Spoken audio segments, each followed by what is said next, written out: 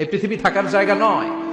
কিয়ামতের সময় আল্লাহ তাআলা মালাকুল মাউতকে বলবেন সবার রূহ কবজ করে দেন, সবার, কেউ থাকবে না, সবার রূহ কবজ হয়ে যাবে। আল্লাহ মালাকুল মাউতকে বলবেন, মালাকুল মাউত কি অবস্থা? বলবে সব শেষ। মাইয়াব্বা, কে বাকি? মালাকুল মাউত বলবে জিনেরা বাকি, যাদেরকে দেখা যায় না। আল্লাহ বলবেন জিনদেরকেও শেষ করে ফেলো, রূহ কবজ করো।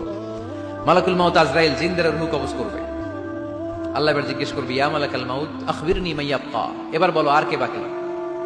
মালাকুল মাউত বলবে, আল্লাহ মানুষগুলো সব শেষ, জিনগুলাও শেষ, এবার বাকি ইবলিশ শয়তান, ইবলিশরেও শেষ করো, ইবলিশও শেষ।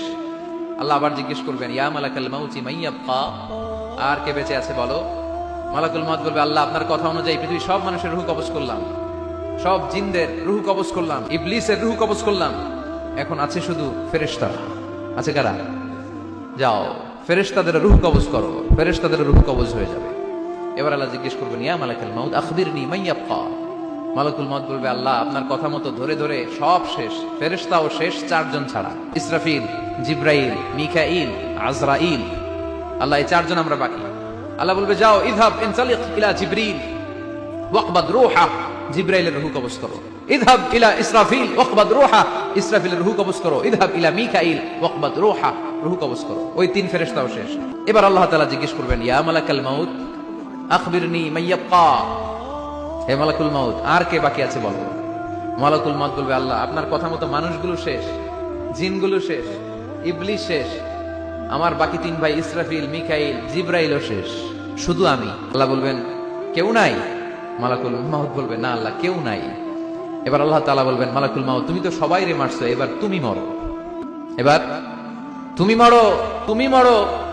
শোনার সাথে সাথে মালাকুল মাউতের কাঁপুনি ছুটে যাবে, খিঁচুনি এসে যাবে ভয়ে। আল্লাহ বলবেন, কাঁপুনি দিয়ে তো লাভ নাই, কারণ কুল্লু নাফসিন যায়িকাতুল।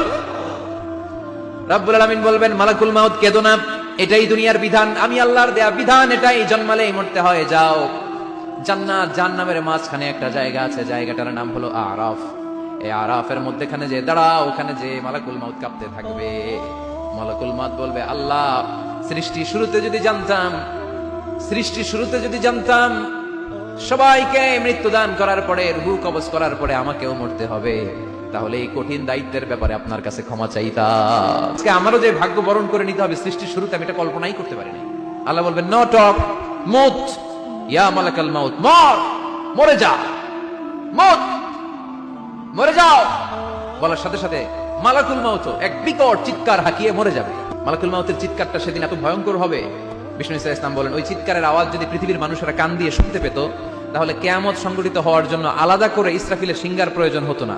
ওই চিৎকারের আওয়াজে প্রতিটা মানুষ কানের পর্দা ফেটে ওই জায়গায় লাশ হয়ে পড়েছে। এবার ডানে বায়ে সামনে পেছনে উপরে নিচে কেউ নাই, একজন ছাড়া, জোরে বলতে হবে তিনি কে?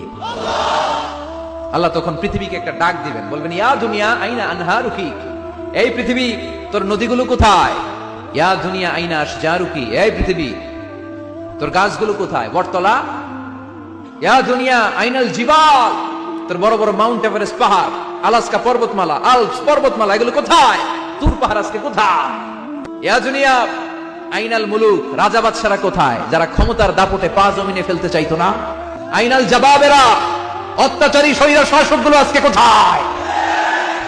কোথায় আজকে? কোনো আওয়াজ নাই। আল্লাহ তখন হুঙ্কার দিয়ে বলবেন, লিমানিল মুলকুল ইয়াউম, who belongs the kingdom today. আল্লাহ চিৎকার দিয়ে বলবেন, আজকে ক্ষমতা কার? আওয়াজ করে বলেন, সেদিন ক্ষমতা কার?